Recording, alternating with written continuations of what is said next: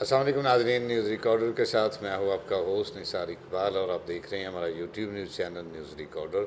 Viewers, आपसे मुल्तमिस हूँ कि आप हमारे चैनल को लाइक कीजिए, शेयर कीजिए और अगर हो सके तो हमारे चैनल को सब्सक्राइब करना मत भूलिएगा। व्यूअर्स, फैसलाबाद में इस वक्त वज़ीर ममलकत बराए इत्तलात व नशरियात मियाँ फ़ारूक हबीब मीडिया टॉक कर रहे हैं और हुकूमत की जानब से पेश किया जाने वाला बजट 2021-22 के हवाले से वो अपने अगराज़ व मकासद बता रहे हैं और बजट के जो समरात हैं वो आवाम तक कैसे पहुँचेंगे उसके हवाले से वो मीडिया के नुमाइंदगान से के सवालों के जवाब भी देंगे। आइए हमारे साथ वहाँ लिए चलते हैं आपको मीडिया टॉक पे। कौम से ये वादा किया था कि ये जो आइंदा आने वाला बजट होगा ये आवाम दोस्त बजट होगा और ये बजट जो है पाकिस्तान के अंदर रहने वाले हर तबके का जो है वो बजट होगा। और आपके इल्म में है कि जब हमें मुल्क मिला था तो हमारे सामने एक चैलेंजेस का पूरा केटू पहाड़ खड़ा था और उस दौरान हमारी जो मईशत की आलम ये था कि मुल्क के पास सिर्फ 15 दिन के रिज़र्व से $9 बिलियन के रिज़र्व छोड़ के गए थे। मुल्क जो है वो बैंक डिफ़ॉल्ट के ऊपर खड़ा था, 19.2 बिलियन के करंट अकाउंट डेफिसिट के ऊपर खड़ा था, 60 अरब डॉलर की हमारी इंपोर्ट्स थी, ट्रेड डेफिसिट जो है वो 40 अरब डॉलर का था और तरसीलात ज़र बढ़ नहीं रही थी और हमारी एक्सपोर्ट्स नीचे आ रही थी और जो एग्रीकल्चर पैदावार है, ज़रूरी पैदावार भी जो है वो ना होने के बराबर थी PMLN के 5 साला दौर के अंदर। तो जिस हालत में हमें मईशत मिली, वज़ीर आज़म इमरान खान साहब ने चैलेंज कबूल किया, हमारे सामने मुश्किलात भी आईं, उन मुश्किलात का भी हमने सामना किया। कोविड-19 का बहुत बड़ा पेंडेमिक पूरी दुनिया की इकॉनमीज़ को बिठा दिया उसने पकड़ के, वो चैलेंजेस सामने आए हमें, लेकिन वज़ीर आज़म इमरान खान साहब की अल्हम्दुलिल्लाह नीयत साफ़ थी और वो इस मुल्क की मईशत को सस्टेनेबल ग्रोथ के ऊपर डालना चाहते हैं। यही वजह है कि अल्लाह ताला की जो ख़ास बरकत आई है। मैं सिर्फ़ आपको ये ग्राफ दिखाना चाहता हूँ कि अगर आप ये देखें कि किस तरह ये मेरे पास दुनिया की GDPs का ग्राफ है जो कोविड के दौरान किस तरह नेगेटिव के अंदर गई हैं। अगर आप ये देखें तो 2020 में ये भारत -7.7% के ऊपर खड़ा है। UK आपको नज़र आ रहा है कि इसकी इकॉनमी भी जो है वह श्रिंक कर गई है। ये तमाम वो मेरे पास चार्ट है मौजूद है जिसमें पाकिस्तान की इकॉनमी 4% के ऊपर ग्रो कर रही है, आगे बढ़ रही है। और इस बजट में जो हमारे सामने चैलेंजेस थे उन चैलेंजेस को हमने मद्देनज़र रखा। कामयाब पाकिस्तान प्रोग्राम जो है वो मुतारफ़ करवाया गया, जिसमें से 40 से 60 लाख ख़ानदानों को हम नीचे से ऊपर लेकर आना चाहते हैं माशी तौर के ऊपर, जिसमें फ़ी ख़ानदान को 5 लाख रुपया कारोबार के लिए बिला सूद कर्ज फराहम किया जाएगा। उनको घर बनाने के लिए, कम लागत वाले घर बनाने के लिए 20 लाख रुपया फराहम किया जाएगा। काश्तकार को हर फसल के ऊपर 1.5 लाख रुपए तक जो है वो कर्ज़ा फराहम किया जाएगा। और ये तमाम वो बातें हैं जो मशीनरी के लिए 2 लाख ये बिला सूद हैं। और इसके अलावा उनको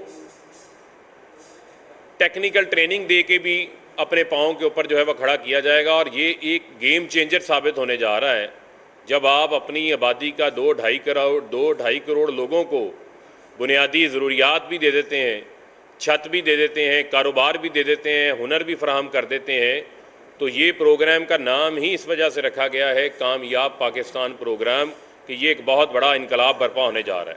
अब मैं आपके सामने कुछ सूरत हाल रखना चाहता हूँ कि हमने रिकॉर्ड PSDP जो है वो दी है 900 अरब रुपया, जिसमें हमारा फोकस आबी ज़राए के लिए पैसे रखे गए। इस मुल्क को सस्ती बिजली चाहिए, आपके इल्म में, और उसके लिए डैम्स के लिए पैसे रखे गए हैं। दिया मीर भाषा डैम, धासू डैम, मोमन डैम, वो पैसों की रिफ्लेक्शन आपको नज़र आती है।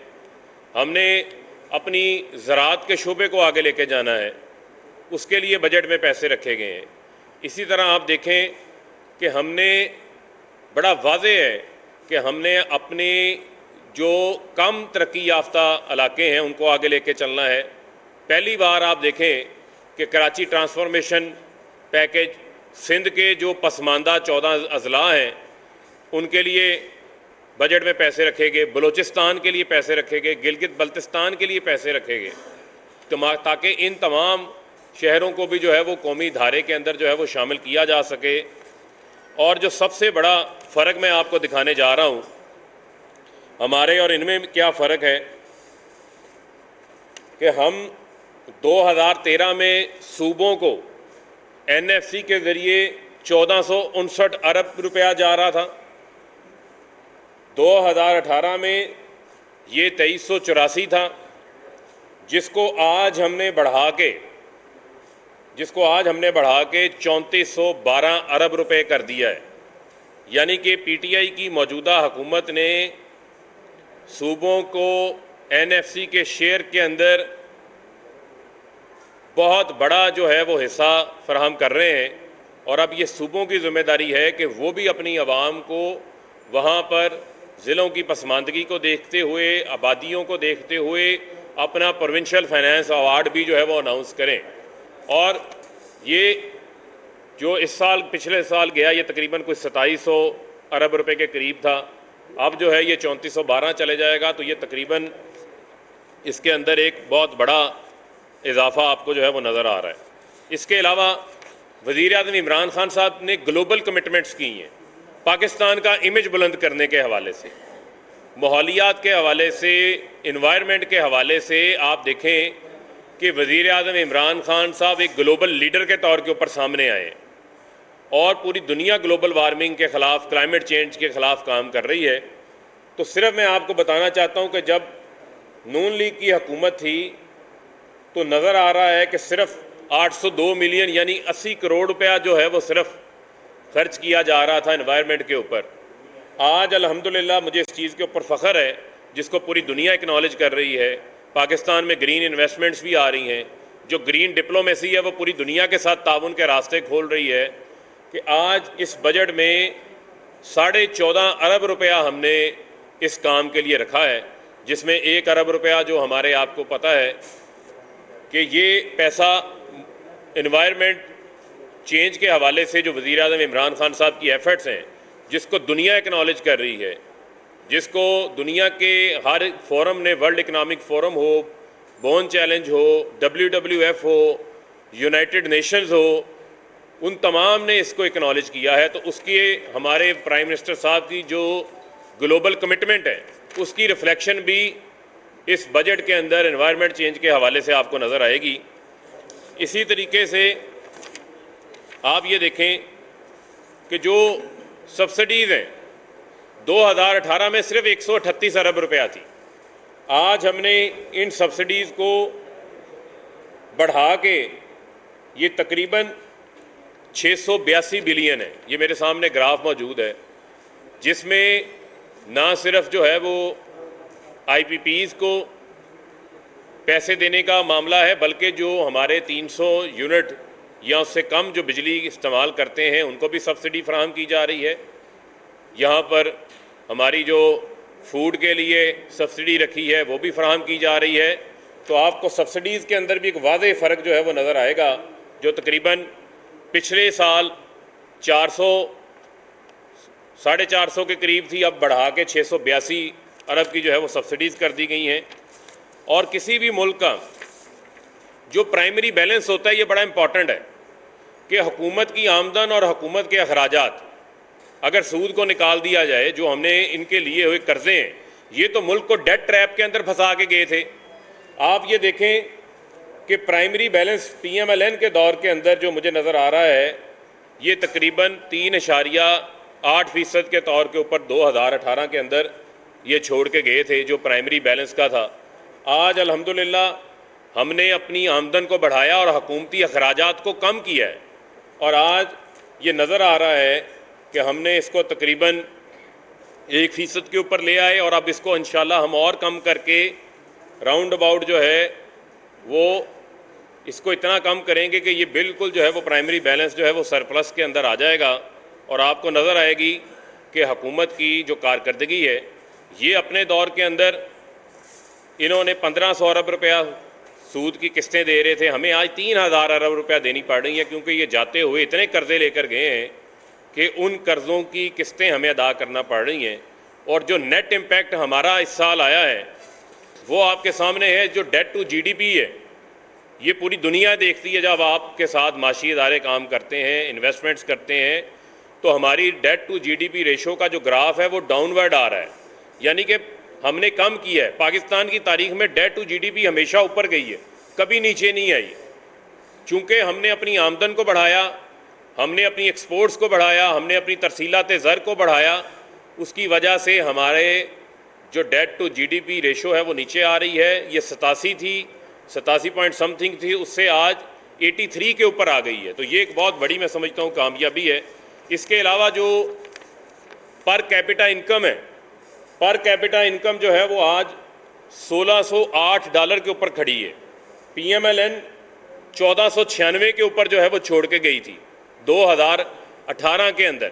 आज 1,86,000 से 2,46,000 रुपये के ऊपर पर कैपिटा इनकम पहुंच चुकी है। और आप ये देखें कि इसके अलावा जो तरसीलात ज़र बड़ी तादाद के अंदर बैरून मुल्क से जो है वो पाकिस्तान आए हैं, और उनमें से ये भी मैं आपको बताता चलूँ 90% वो लोग हैं ओवरसीज़ पाकिस्तानी जिन्होंने $500 मिलियन या $500 मिलियन से कम सालाना अपने घर वालों को भेजे हैं।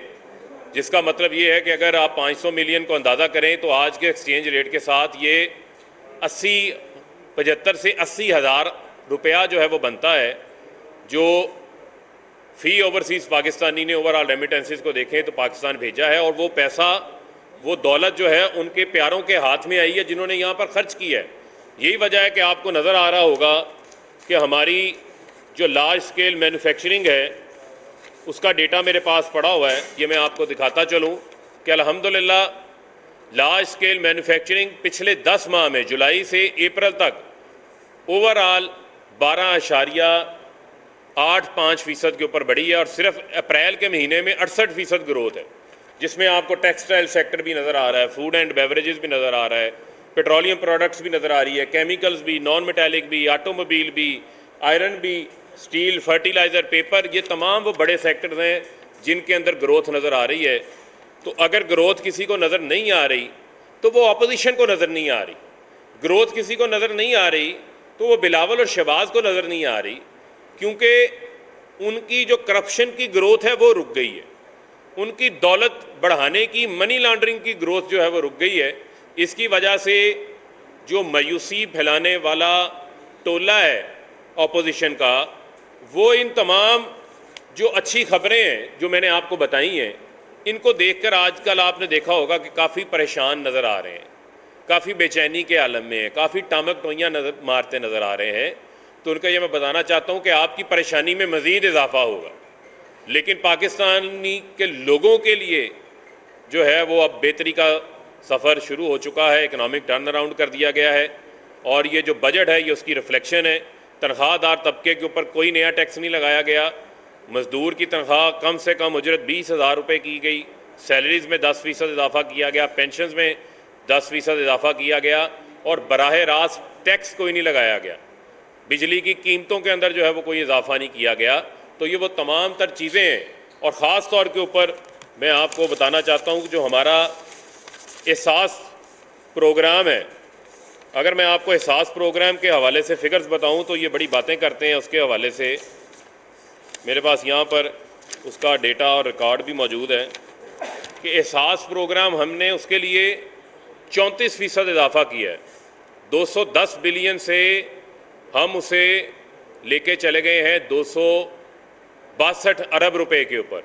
और एहसास प्रोग्राम वो प्रोग्राम है जिसके तहत आप, और जो उसका वॉल्यूम है वो भी अब 1 करोड़ लोगों तक पहुंच गया है। उसी एहसास प्रोग्राम में से 8.5 लोगों को हमने कैश कफालत प्रोग्राम से जो जाली भर्ती हुए थे उनको निकाला था, और अब नया जो गुर्बत सर्वे हुआ उससे उसकी बेस में बढ़ी है। और ये तमाम नादरा का रिकॉर्ड टेक्नोलॉजी का इस्तेमाल करते हुए और ये ट्रांसपेरेंसी की बुनियाद के ऊपर जो है वो आगे बढ़ी है। और जो बिलावल बार बार बेनज़ीर इनकम सपोर्ट प्रोग्राम की बात करते हैं, तो उस वक्त इनका बिसब का बजट जो सिर्फ 70 अरब रुपया था, 70 अरब, आज हमने एक पूरा अम्ब्रेला प्रोग्राम बना दिया है। सास प्रोग्राम के तहत 34 प्रोग्राम चल रहे हैं। सालाना, हर साल सालाना 50,000 स्कॉलरशिप्स अंडर ग्रेजुएट बच्चों को फराहम की जा रही हैं, जिनकी आमदन, जिनके ख़ानदान की वालिद की आमदन 45,000 या उससे कम है, उनको अंडर ग्रेजुएट स्कॉलरशिप्स दी जा रही हैं। जो बच्चे माल न्यूट्रिशन, जिस्मानी नशोनुमा की कमी का शिकार हैं, उनको मदद फराहम की जा रही है। छोटे छोटे लोन्स दे के लोगों को छोटे छोटे कारोबार शुरू करवाए जा रहे हैं। और ये यूटिलिटी स्टोर्स के ऊपर सब्सिडीज़ का पायलट प्रोजेक्ट शुरू हो चुका है। जून के बाद जुलाई में उनका सिस्टम ऑटोमेटेड हो जाएगा। इसका दायरा कार पूरे मुल्क के अंदर जो है वो बढ़ाया जाएगा। तो आप ये देखें कि वज़ीर आज़म इमरान खान साहब के बजट की जो रिफ्लेक्शन है वो ना सिर्फ सनतकार को फ़ायदा हुआ, ज़राअत से मुंसलिक लोगों को फ़ायदा हुआ, पाकिस्तान के आम आदमी को फ़ायदा हुआ, और जो पिसा हुआ तबका है उसको भी उठाने की जो है वो पूरी रिफ्लेक्शन है।